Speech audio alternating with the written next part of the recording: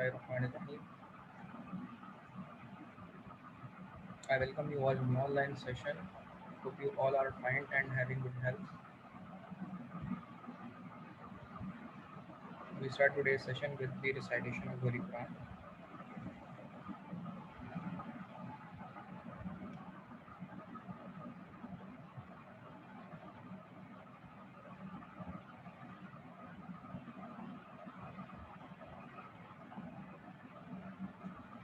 In previous session, I give you a little bit of review about previous sessions, the concept of DC generator, that how a DC renewable energy produced from a solar panel of solar array provided to the charge controller, charge the battery, and then supply provided to the DC to AC converter to utilize the AC load, and even also utilize the DC load to convert the DC to DC by boost converter by the chopper circuit.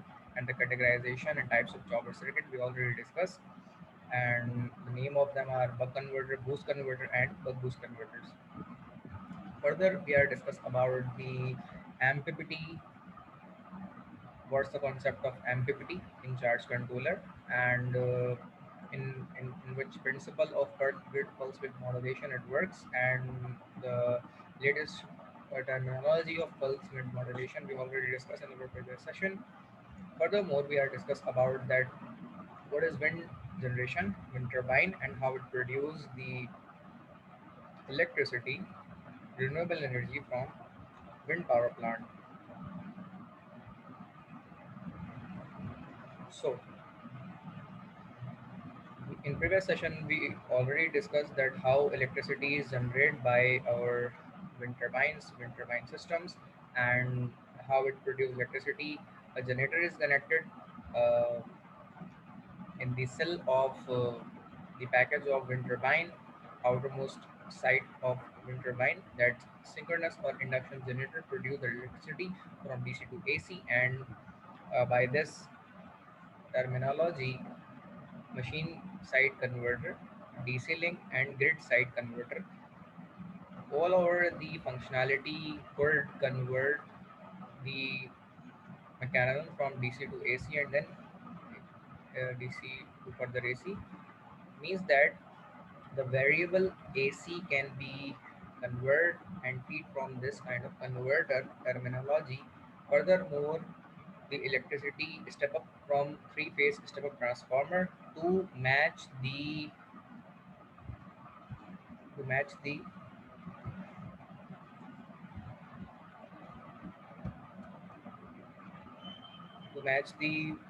voltages and other kinds of parameters with microgrid utility. That particular synchronization can be fulfilled by three-phase transformer.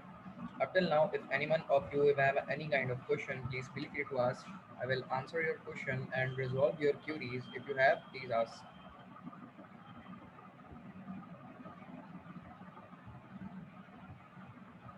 Further, we are moving towards the next slide,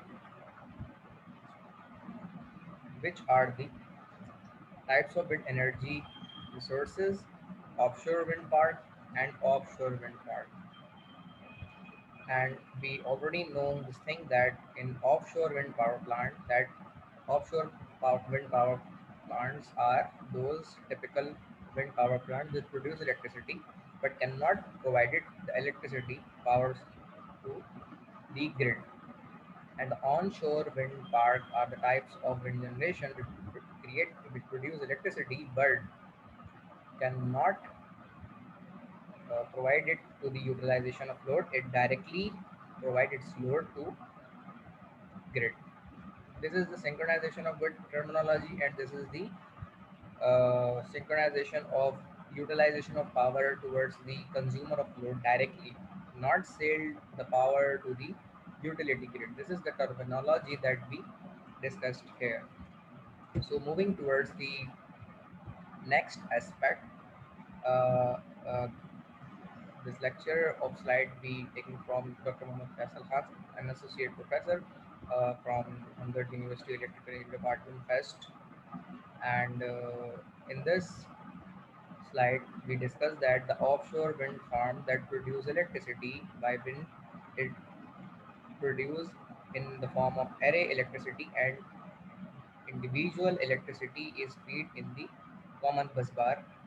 And further we use two transformers of offshore substation, which uh, use as a backup supply, which used to utilize for maintenance purpose. The why we use two things, this is the answer of these terminologies. Furthermore, we synchronize these two things of source and transport that particular generation of power towards the AC transportation and transmission line, HVAC transmission cables. And during these transportation, the inductance, capacitance kind of effect produced in the transmission line, and further that electricity is linked.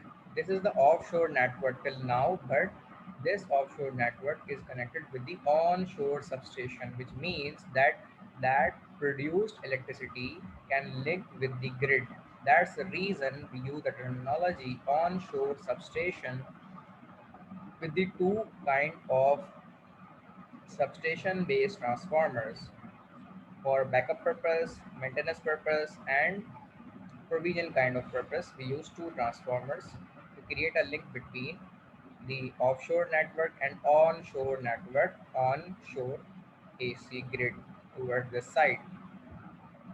Up till now, anyone of you, if have any kind of question regarding today's session, please feel free to ask. I will answer your question and resolve your query.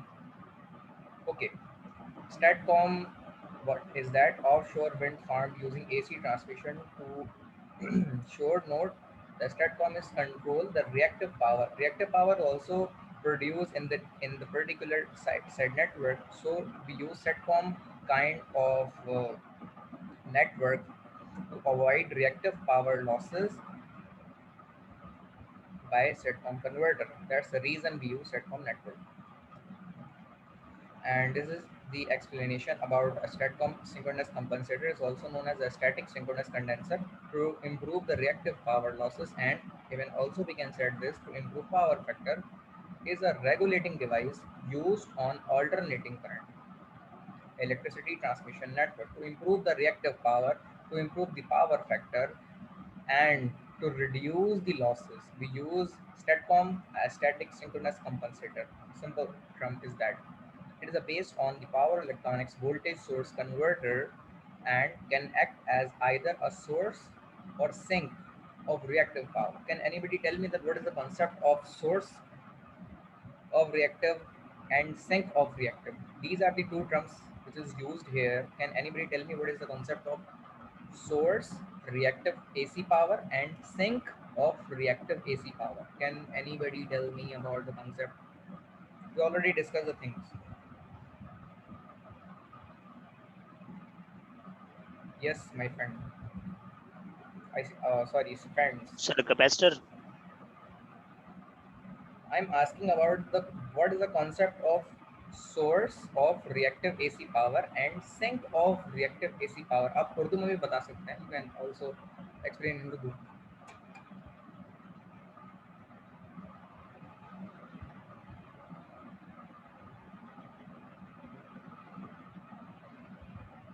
Okay, चले मैं बता देता हूँ. The concept of source reactive AC power is that the power which is produced, the reactive power which is produced from source side to the load, that concept is called a source reactive AC power. And the concept of reactive losses and poor power factor, which is cost to produce from load to source, opposite direction of reactive power effect from load to source. This effect we called sink of reactive AC power. ठीक है, उर्दू में बता देता हूँ थोड़ा. I can explain you in Urdu. Power, reactive power, poor power factor और reactive power के loss का वो इफेक्ट जो कि सोर्स से लोड की तरफ जाता है, उसे source of reactive AC power का इफेक्ट कहते हैं. और sink of reactive AC power का इफेक्ट वो होता है जो लोड से रिएक्टिव लॉसेस का इफेक्ट लोड से सोर्स की तरफ जाता है, यानी अपोजिट इफेक्ट, उसे हम sink of reactive AC power कहते हैं of an electricity network. Up till now, anyone of you have, if any kind of question or query, please you may ask. I will answer the kind of question, resolve your queries. Yes, my friend. If you have any kind of question, please ask regarding in this slide. Otherwise, I continue the session. Hopefully, all the things are clear up till now. We moving towards the next slide.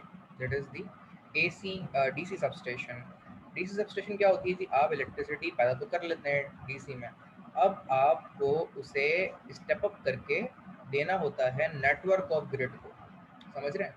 तो उसके लिए एक DC substation आपको बनाना होता है। तो ये एक एसेंशियल और एक इम्पॉर्टेंट पार्ट है कि HVDC सबस्टेशन लेआउट के वो क्या होता है। अच्छा, एक चीज़ जहन में ज़रूर ये भी रखें कि ये जो कन्वर्टर्स होते हैं इनके अंदर ये बहुत एक एसेंशियल अपना रोल प्ले करते हैं। कन्वर्टर्स अपना एक एसेंशियल रोल प्ले करते हैं। AC system at the terminals, जैसे कि इलेक्ट्रिसिटी यहाँ से पैदा हुई, जैसे मिटियारी टू लाहौर का नेटवर्क आप देख लें जो कि डायरेक्टली फैसलाबाद को भी ज्वाइन करता है, और सी पैक के ताउन से हमारे HVDC के 2 नेटवर्क लगे हुए हैं। कोई बताएगा रेटिंग क्या है HVDC की जो मिटियारी टू लाहौर लगा हुआ है? 650 है या 600? 660 का है। 660 kV का, जी जनाब, thank you very much mister Ashiq. तो 660 HVDC का नेटवर्क है जो कि मिटियारी टू लाहौर का फंक्शनलिटी परफॉर्म कर रहा है अपनी, लेकिन ये जनरेशन DC में नहीं है, जनरेशन AC के अंदर ही है। हम उसी को इम्प्लीमेंट करते हैं। मिटियारी टू लाहौर से जो पावर जनरेट हो रही है वो होपफुली जामशोरो ग्रिड के ज़रिए से इलेक्ट्रिसिटी समथिंग वहाँ को पावर प्लांट के ज़रिए इलेक्ट्रिसिटी पैदा हो रही है, जनरेट हो रही है AC के अंदर। फिर आप उसे कन्वर्टर स्टेशन यानी HVDC ट्रांसफार्मर एक होता है, ठीक है, जो कि डायरेक्ट कन्वर्ट करता है ट्रांसफार्मर, और एक रेक्टिफायर लगा होता है। ये पूरा एक पैकेज है जिसमें कन्वर्जन हो रही होती है AC टू DC, ठीक है। डायरेक्टली HVDC के ट्रांसफार्मर्स नहीं आ रहे होते, इनमें कन्वर्टर्स लगते हैं, जैसे बक कन्वर्टर, बूस्ट कन्वर्टर, जो कि आपकी कंपैटिबिलिटी को मैच करता है और उसके बाद रेक्टिफायर किया जाता है, ठीक है। हम इसको ये भी कह सकते हैं कि पहले रेक्टिफाई किया जाएगा या पहले स्टेप अप किया जाएगा। याद रखें, जब AC प्रोड्यूस आपकी हो जाती है जनरेशन साइड पे, तो फिर उस AC को आप स्टेप अप करते हैं। DC में स्टेप अप नहीं हो सकता, ये DC साइड पर ट्रांसफार्मर AC का ही लगा हुआ है, आप DC को स्टेप अप नहीं कर सकते क्योंकि एप्लीकेशन ऑफ DC ट्रांसफार्मर की बहुत कम है। सिमेंस का एक DC ट्रांसफार्मर ज़रूर है जो कि 500 kV का है, बहुत सारे लोगों ने इसको हमने डिस्कस भी किया था, DC का ट्रांसफार्मर होता है, लेकिन वो बहुत एक्सपेंसिव है और हम DC के ट्रांसफार्मर को अफोर्ड नहीं कर सकते। DC का ट्रांसफार्मर ज़रूर है, लेकिन वो सिमेंस ने अभी डेवलप किया कुछ सालों में। DC का ट्रांसफार्मर नहीं होता, AC का ट्रांसफार्मर होता है। तो इलेक्ट्रिसिटी जो AC में प्रोड्यूस होती है उसे DC में कन्वर्ट, उसे स्टेप अप करा जाता है AC टू AC ट्रांसफार्मर के जरिए। फर्दर मोर, आप उस AC टू AC में जब स्टेप अप ट्रांसफॉर्म कर चुके होते हैं वोल्टेज को, तो फिर उसे आप रेक्टिफाई करते हैं, ठीक है, जो कि 3 फेज रेक्टिफायर के जरिए आप रेक्टिफाई करते हैं। तो ये आपका DC सबस्टेशन में कन्वर्टर स्टेशन है जिसमें आप स्टेप अप भी कर रहे हैं AC को, इलेक्ट्रिसिटी जो AC की है उसे स्टेप अप कर रहे हैं, और फर्दर उसे आप रेक्टिफाई करके DC में कन्वर्ट भी कर रहे हैं। क्लियर है यहाँ तक बात? ओके, फर्दर इसके यस बाद, सर। ओके जी, ओवरहेड ट्रांसमिशन लाइन आपकी होती है। ओवरहेड ट्रांसमिशन लाइन वो होती है जो कि ओपन वायर्स होती हैं और डायरेक्टली जा रही होती है। इनके अपोजिट जो आपके ट्रांसमिशन लाइन चल रही होती है ओवरहेड के इंस्टेंट ऑफ में, वो कौन सी होती है? Underground transmission line. लेकिन अमूमन जो 500 kV की, 660 kV की ट्रांसमिशन लाइन होती है वो बहुत हैवी ड्यूटी ट्रांसमिशन लाइन होती हैं, जिनके लिए हम ओवरहेड ओपन केबल्स को इस्तेमाल करते हैं। But instead of that, opposite of overhead line we can use as cover cable underground lines. So electricity can also be transported from the kind of this network from primary to secondary, from sending to receiving side. We can also set this thing. Furthermore, the conversion of step up from one level of AC to another level of AC, and the rectifier to convert these particular AC into DC and then transport that electricity, जो कि Matiari to Lahore के network में हमारी जा रही है। Matiari to Lahore के network के अंदर यहाँ से यहाँ पे जा रही होती है DC ट्रांसमिशन, DC ट्रांसपोर्टेशन। और उसका फ़ायदा क्या होता है जो कि DC ट्रांसपोर्टेशन हम करते हैं? कोई बताएगा?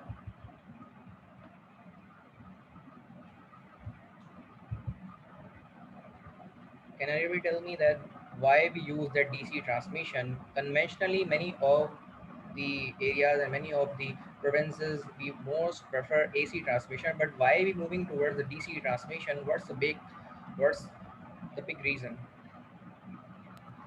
सर losses रीज़न ये हो सकती है कि जो अपने वहाँ पे आज इंडस्ट्रीज ज़्यादा हैं जो इसी पे आ रही होती है ना, तो डायरेक्ट हम उनको प्रोवाइड करते हैं। नहीं, ये गलत जवाब है, ये तो सही भी नहीं है। हम अगेन सवाल वही है, why we transport electricity by the DC transmission. DC की ट्रांसमिशन में करने के लिए याद रखें, इंडस्ट्री हो, कमर्शियल हो या कंज्यूमर हो, कोई भी डीसी नहीं लेगा, क्योंकि वो all over the world, Pakistan Karachi आप ले रहे हैं तो वहाँ पर जो यूटिलाइजेशन ऑफ इलेक्ट्रिसिटी है that is in AC. But transmission के लिए जो 500 केवी है, हम why we prefer 500 KV 660 KV as a transmission line. Why दुनिया जा रही है डीसी की ट्रांसमिशन लाइन पे? What's the reason? लॉसेस कम है। जी जनाब, उसके लॉसेस कम है। डीसी ट्रांसमिशन लाइन का सबसे बड़ा इम्पैक्ट ये है कि उसके लॉसेस कम हैं। लॉसेस जो आपके रिएक्टिव लॉसेस होते हैं, कैपेसिटिव लॉसेस होते हैं, ससेप्टेंस होती हैं, एडी करंट लॉसेस होते हैं, इसके अलावा कोरोना इफेक्ट होता है, स्किन इफेक्ट होता है, और जो दीगर किस्म के लॉसेस होते हैं, और हमिंग के इफेक्ट होते हैं, फ्रिक्वेंसी लॉसेस होते हैं, और कॉपर लॉसेस होते हैं, इंटरनल, और बहुत सारे फ्रिक्वेंसी ओरिएंटेड लॉसेस हैं, वो सारे के सारे एसी ट्रांसमिशन लाइन में होते हैं, जो कि तकरीबन 5 to 20% इलेक्ट्रिसिटी को वेस्ट कर देते हैं केबल के अंदर ही, एसी की ट्रांसपोर्टेशन, एसी की ट्रांसमिशन लाइन नेटवर्क के अंदर। That's the main reason we. और सबसे अहम चीज़ ये है कि एसी की ट्रांसपोर्टेशन और ट्रांसमिशन लाइन के अंदर केबल जो लगते हैं वो 3 है, जबकि डीसी के अंदर कितने लगेंगे? 2। I think most of the people aware the concept. AC के अंदर 3 केबल क्यों होंगे और डीसी के अंदर 2 केबल क्यों होंगे? So three phase or minus negative positives. जी जनाब, 3 फेज के अंदर L1 L2 L3 3 केबल होंगे, और डीसी के अंदर पॉजिटिव नेगेटिव। तो अगर आप डबल सर्किट में भी चलाते हैं तो 3 फेज के अंदर डबल सर्किट मिलके 6 केबल हो जाएंगे, और आप अगर डीसी के अंदर डबल सर्किट चलाते हैं तो कितने केबल हो जाएंगे? 4, पॉजिटिव 2 नेगेटिव 2। तो तब भी आप फ़ायदे में। तो ये एक रीज़न भी है कि डीसी ट्रांसमिशन लाइन का फ़ायदा क्या होता है कि एक केबल की बचत हो जाती है आपकी पर सर्किट, अगर हम एनालाइज करें उसे तो वो कॉस्ट इफेक्टिव भी है। लेकिन याद रखें कि डीसी का जो नेटवर्क है वो आपका ओवरऑल कॉस्ट उसकी कम है, लेकिन इनिशियल कॉस्ट ज़्यादा है। एसी की जो नेटवर्क है उसकी इनिशियल कॉस्ट कम है, लेकिन ओवरऑल कॉस्ट डीसी से कई गुना ज़्यादा है।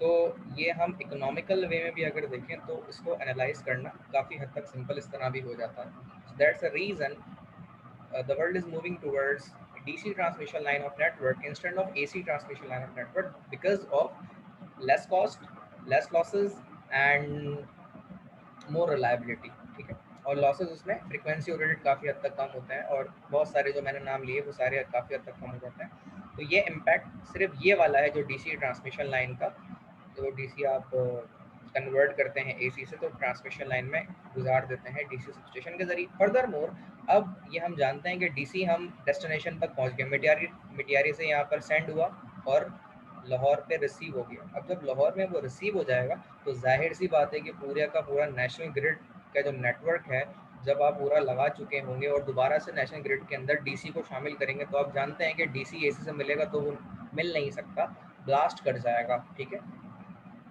एक डेड शॉर्ट सर्किट प्रोड्यूस हो सकता है। तो आप क्या करेंगे? उस डीसी को इन्वर्ट करेंगे और एसी में ट्रांसफॉर्म करेंगे। समझ रहे हैं? इन्वर्टर लगा हुआ, क्या करेंगे? डीसी से एसी में इन्वर्ट करेंगे। जो एसी से डीसी में जाता है उसे कहते हैं रेक्टिफायर, और जो डीसी से एसी में जाता है उसे कहते हैं इन्वर्टर। तो ये कन्वर्टर स्टेशन एक और लगा हुआ है जिसमें डीसी एसी में इन्वर्ट हो रहा है और फिर स्टेप डाउन हो रहा है और फिर एसी सिस्टम एट टर्मिनल्स के ऊपर आ रहा है। इस पूरे के पूरे एक नेटवर्क को अगर आप देखें तो इसमें आपको क्या लगता है कि एक इफेक्टिव और बेहतरीन सोल्यूशन है या नहीं?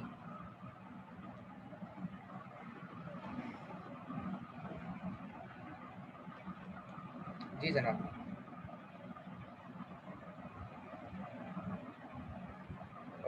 ऐसा लग रहा है कुछ मुश्किल चीज़ें मैं बता रहा हूँ। Is there any kind of issue? Sir again करें सवाल।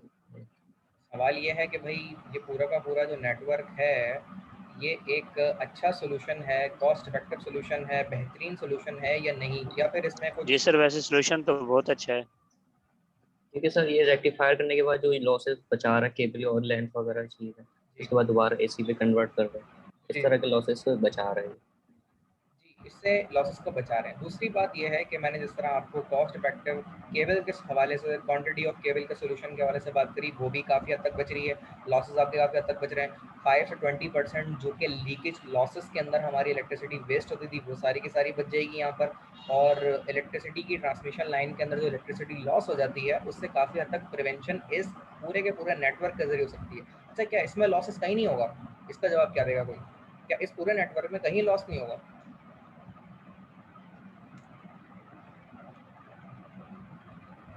यस माय फ्रेंड, इस पूरे नेटवर्क में कहाँ लॉस होगा या कहीं पे भी नहीं होगा? तो मतलब किस तरह के सर लॉसेस? लॉस वहाँ पे नहीं होगा अगर वायर की क्वालिटी अच्छी नहीं होगी, क्योंकि डीसी में जो है वो करंट बहुत ज़्यादा फ्लो करता है और एसी के बनस्बत। अ, गलत जवाब, गलत जवाब। इसकी वजह यह है कि हम डीसी के अंदर हों या एसी के अंदर हों, ट्रांसमिशन लाइन के अंदर जो इलेक्ट्रिसिटी फ्लो की जाती है, ट्रांसपोर्ट की जाती है, वो इन टर्म्स ऑफ करंट नहीं होती, वो इन टर्म्स ऑफ वोल्टेज होती है। और current is related to the wire gauge. जितना ज़्यादा करंट आप गुजारेंगे, ट्रांसपोर्ट करवाएंगे ट्रांसमिशन लाइन में, उतनी ज़्यादा मोटा गेज लेना पड़ेगा। लेकिन हम ट्रांसमिशन लाइन के अंदर इलेक्ट्रिसिटी ट्रांसपोर्टेशन जो करते हैं वो करंट में तो करते ही नहीं है, वो वोल्टेज में करते हैं। तो इसीलिए वायर के गेज ओरिएंटेड तो लॉसेस होंगे ही नहीं। तो यहाँ पे एक नॉमिनल गेज का वायर लेके आप ट्रांसपोर्टेशन कर सकते हैं। तो ये तो गलत जवाब था। अच्छा, दूसरा किसी ने क्या जवाब दिया था कि लॉसेस, लॉसेस के बारे में बात हो रही थी ना? क्या जवाब दिया था किसी और ने? सर यही पूछ रहा था कि किस तरह के लॉसेस के बारे में आप पूछ रहे हैं, मतलब। जनाब, ये तो मेरा सवाल है ना, सवाल पे सवाल नहीं किया जाता, इसका जवाब दिया जाता है। सर वैसे ट्रांसफार्मर है, इसके अंदर भी लॉसेस होंगे हमारे, ठीक। कुछ ना कुछ कन्वर्टिंग में भी लॉसेस होंगे, जैसे हमारे कन्वर्टर लगे हुए हैं, रेक्टिफायर्स हैं सर। जी जनाब, इसका ये जवाब है, ठीक है, यही इसका जवाब है। लेकिन इसमें एक तज़ाद और है जो कि कंपैरिजन के पॉइंट ऑफ व्यू से बात कर रहा हूँ। देखें, हम एसी ट्रांसमिशन लाइन में ट्रांसपोर्टेशन ऑफ इलेक्ट्रिसिटी जो करते हैं उसमें लॉसेस पूरी ट्रांसमिशन लाइन में होता है, पूरी की पूरी लाइन में लॉस थोड़े थोड़े थोड़े थोड़े करके ग्रेजुअली बहुत बड़ा एक ओवरऑल एवरेज बन जाता है लॉस का। लेकिन डीसी ट्रांसमिशन लाइन की इस ट्रांसपोर्टेशन में कोई लॉस नहीं होता। सबसे बड़ा एडवांटेज इसका ये, ठीक है, क्योंकि फ्रिक्वेंसी ओरिएंटेड तो ये नेटवर्क है ही नहीं। डीसी में फ्रिक्वेंसी नहीं होती, एसी में फ्रिक्वेंसी होती है। आई थिंक क्लियर है ये बात। आगे चलते हैं। अब अगर आप यहाँ यस पे सर। गौर करें, जिस तरह आशिक साहब ने बताया, जब हम उसे स्टेप अप कर रहे होंगे यहाँ लॉस इतना नहीं होता, ठीक, स्टेप अप करते वक्त इतना लॉस नहीं होता। लेकिन जब हम उसे रेक्टिफाई करेंगे, डीसी टू एसी कन्वर्ट करेंगे, तो इसमें लॉसेज आते हैं। हीट लॉसेज होंगे, हार्मोनिक्स के लॉसेज होंगे और कन्वर्जन के लॉसेज होंगे। इस जगह पे लॉसेज जो आशिक साहब ने बताए यहाँ लॉसेज होंगे। और जब हम इन्वर्ट कर रहे होंगे डीसी टू एसी में, यहाँ पर भी लॉसेस होंगे, लेकिन वो इतने लॉसेस नहीं होंगे जितने के equivalent to AC transmission line के लॉसेस हैं, ठीक है। यहाँ लॉसेस ज़रूर होंगे। वो लॉसेस जो कन्वर्ट करने के लॉसेस होते हैं डीसी टू एसी, उसके अंदर हीटिंग इफेक्ट होगा, उसके अंदर हार्मोनिक लॉसेस होंगे। हार्मोनिक का इफेक्ट ये होता है कि एक फंडामेंटल ऑफ वेव के मल्टीपल साइनोसाइड्स बन जाते हैं जो कि आपके fundamental effect of your signal के ऊपर इम्पैक्ट डालते हैं और उसके एम्पलीट्यूड को डैमेज करते हैं। ये हार्मोनिक लॉस कहलाता है। और इसमें सबसे ज़्यादा जो लॉस करता है कंटेंट, वो थर्ड हार्मोनिक होता है, ठीक है, थर्ड हार्मोनिक। तो इसमें हार्मोनिक लॉसेस होंगे, हीट लॉसेस होंगे और यहाँ पे लॉस हो सकते हैं। स्टेप अप, स्टेप डाउन जब आप कर रहेंगे यहाँ पे, तो इसमें इतने ज़्यादा लॉसेस नहीं होंगे। सिर्फ इन्वर्टर और रेक्टिफायर, इन दो जगह लॉस होगा, लेकिन माइन्यूट लॉस है। इतना ज़्यादा लॉस नहीं होगा जो कि equivalent to AC transmission line के अंदर लॉस होता है। क्या ये लॉस का जो इम्पैक्ट मैंने आपको वो बताया और जो इस स्लाइड में हमने डिस्कशन करी है, कोई भी सवाल, कोई भी कॉन्सेप्ट समझ नहीं आया हो किसी के जहन में, तो मुझसे पूछ लीजिए, मैं रिपीट कर दूंगा और आपको गाइड कर दूंगा।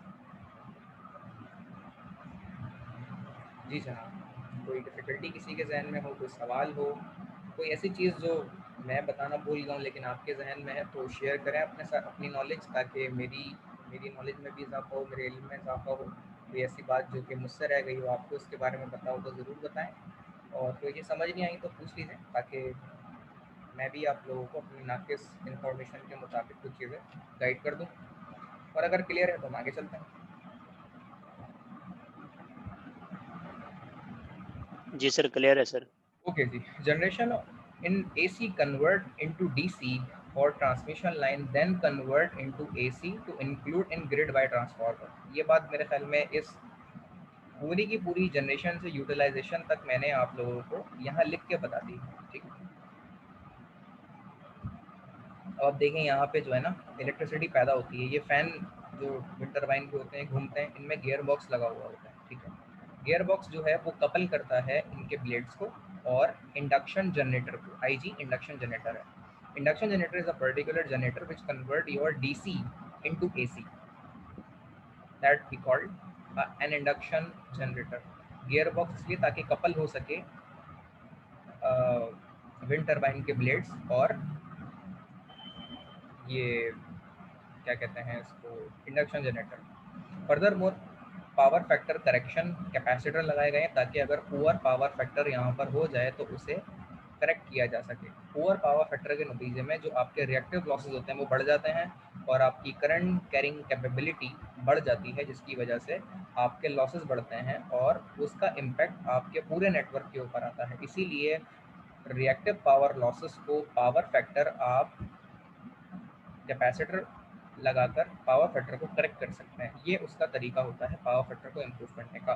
फर्दर मोर उसके बाद यहाँ पर डायोड ब्रिज लगा हुआ होता है, diode bridge, then DC link लगा हुआ होता है, ठीक है।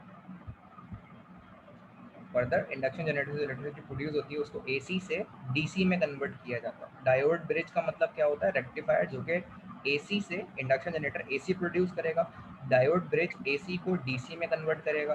फिर ये फिल्टर कैपेसिटर लगा हुआ होगा और उसके बाद 4 लेग इन्वर्टर होगा जो कि डीसी से एसी में कन्वर्ट करेगा।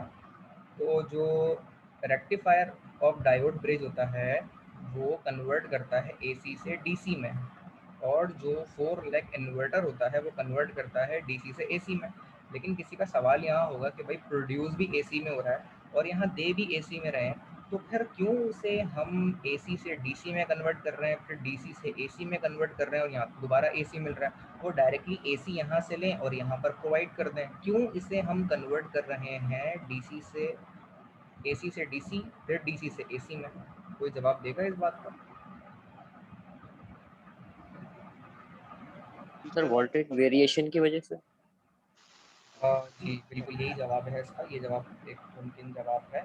और फिर फर्दर ट्रांसफार्मर हमने लगाया हुआ है जो कि आपको स्टेप अप कर रहा है, क्योंकि ग्रिड के वोल्टेज ज़्यादा होते हैं। ग्रिड की कंपैटिबिलिटी को मेंटेन करने के लिए हम यहाँ पे कनेक्ट करते हैं इसे, ट्रांसफार्मर स्टेप अप करके ट्रांसफार्मर स्टेप अप करते हैं और ग्रिड से कनेक्ट करते हैं। इसको अगर देखें, कोई सवाल किसी के जहन में हो तो पूछ लीजिए, मैं इसको यहाँ पर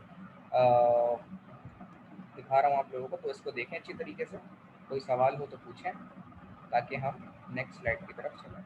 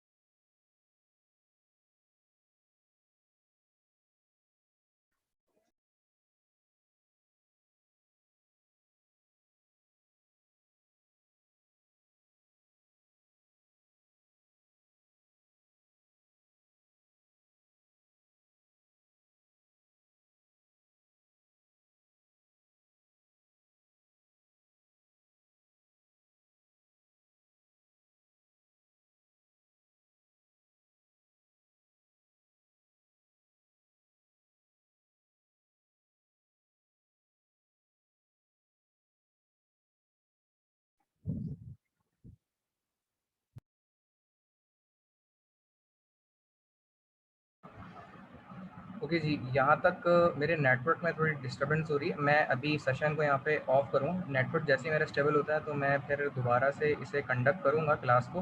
तो अभी हम यहाँ पर इसे सेशन को ब्रेक करते हैं और फिर दोबारा जब नेटवर्क स्टेबल हो जाएगा, लाइट के भी कुछ इशू हैं स्टेबल हो जाएगा तो फिर मैं दोबारा ज्वाइन करूँगा। तो अभी क्लास यहाँ पे मैं एंड कर रहा हूँ due to some network availability.